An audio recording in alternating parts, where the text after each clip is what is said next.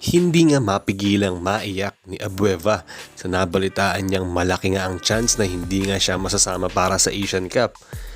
Nagdabog pa nga daw siya sa court habang kinakausap siya ng SBP dahil sa sama ng loob na nangyari nga.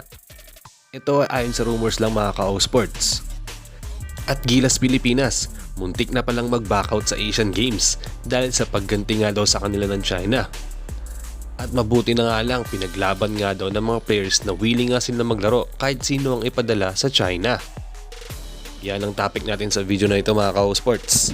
Pero bago nga ang lahat, pakisuportahan naman ang aking channel sa pag-like at subscribe. I-click ang notification bell button para like kayo ma-notify sa mga latest videos ko. Tara at pag-usapan na natin yan. Hindi nga magkamayaw ang Gilas ngayon sa nangyari dahil hindi nga inaprobohan ng China ang pagpili ng mga players dahil wala nga daw sila sa napasang 60-man lineup itong sina Abueva, Romeo, Jason Perkins, tapos habang nga kay RR Pugoy ay nag-backout na din dahil nga sa health issue. Kaya naman ang napipiling pumalit nga ay itong sina Marcio Lassiter, CJ Perez, Arvin Tolentino at Chris Ross. Sila nga daw ang nakausap ni Boss Al na pumalit sa apat na yan kung sakaling hindi nga sila payagan talaga ng organizer na maglaro nga para sa Asian Games. Malaking problema nga ito para sa Gilas at aminado nga si Al Chua na ilang araw na daw silang halos walang tulog para asikasuhin ng papeles nila at paggandaan nga itong papunta nila sa China. Imbis na mag-practice na lang daw sila, may mga problema pala na dadagdag para nga sa mga players. Kaso yun nga mga ka-O-Sports, nung kinausap nga ang lahat ng players dahil sa issue, hindi daw maiwasan na maging emosyonal nila Romeo, lalong-lalo na nga itong si Calvin Abueva. Dahil andun nga yung eagerness niya maglaro for the last time para nga sa Gilas. Dahil kilalang energy player nga si Calvin, tapos ganun nga ang nangyari. Kasi kakayanin niya daw kasing makasabay sa mga Asian players dahil nasubukan na nga siya dati dyan at maganda nga ang kinalabasan nun. Kaya nga laking pasalamat niya kasi binigyan siya ng last chance para mag-represent nga ng Philippines at makatulong na makakuha ng medal sa ating bansa. May rumors nga din na nag-amok pala itong si Calvin Abueva sa gitna ng court nung nabalitaan niyang hindi nga siya masasama sa lineup. Mabuti na nga lang ay naawat daw siya ng kanyang mga teammates at kinausap ng mahinahon at ipaintindi ang nangyari. Sobrang nasaktan daw kasi si Abueva sa nangyari mga ka-O-Sports. Mabuti nga yung ibang players na hindi nga nasama ay kalmado lang at buong tatanggapin kung hindi man sila payagan talaga ng organizer dito sa Asian Games. Kasi nakaredy na din naman lahat kahit paano, tapos biglang dumating yung problema na ito. Aminado silang kapos talaga sa oras para mag-ensayo. Pero magtitiwala na lang sila sa isa't isa dahil pamilyar na din man sila kahit paano at alam na nila ang kani-kanilang mga roles. Kaya malaking challenge nga talaga ito para sa players na ipapadala sa China.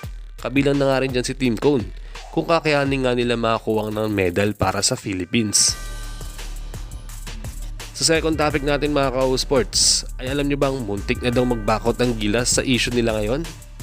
Dahil madami nga ang nagsasuggest na i-boycott na nga lang daw itong Asian Games kasi wala naman daw itong bearing sa FIBA at Olympics at hindi nga daw ito makaka-apekto doon. Dahil iba nga organizer nito eh. Pero mabuti na nga lang ay hindi sumuko ang mga boss, lalong-lalo na nga ang mga players. Kasi nung nag-meeting nga daw ang lahat kasama ang mga players ay handa daw silang lumaban kahit sino ang lalaro papuntang China. Kasi nasimulan na din naman daw nila ito.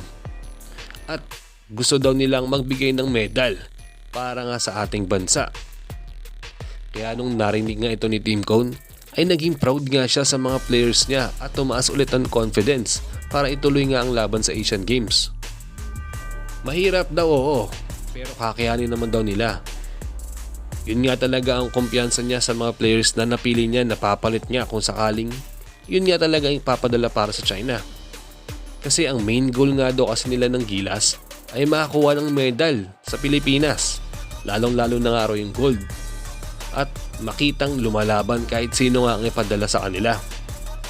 Knowing na may dalawang import naman tayo na naturalize. Itong sina Brownlee at Ange Kwame. Kilalang kalidad na players ng Gilas yan at tingin ko kakayanin naman nila para makakuha nga ng medals. At dito nga din natin masusubukan si Brownlee kung mabubuhat niya nga din talaga ang Gilas sa pamumuno niya.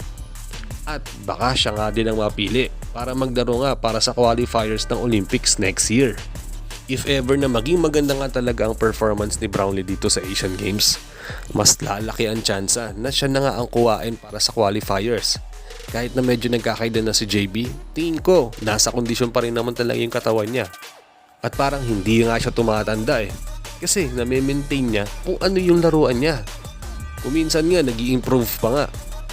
Diyan din talaga makikita na nasa kondisyon talaga si Brownlee at komportable na siya sa mga teammates niya kaya wala na siyang problema. Hanggang dito na lang muna tayo sa video na ito mga ka-O-Sport. Salamat ulit sa panonood. Mag-ingat kayo palagi. Bye-bye!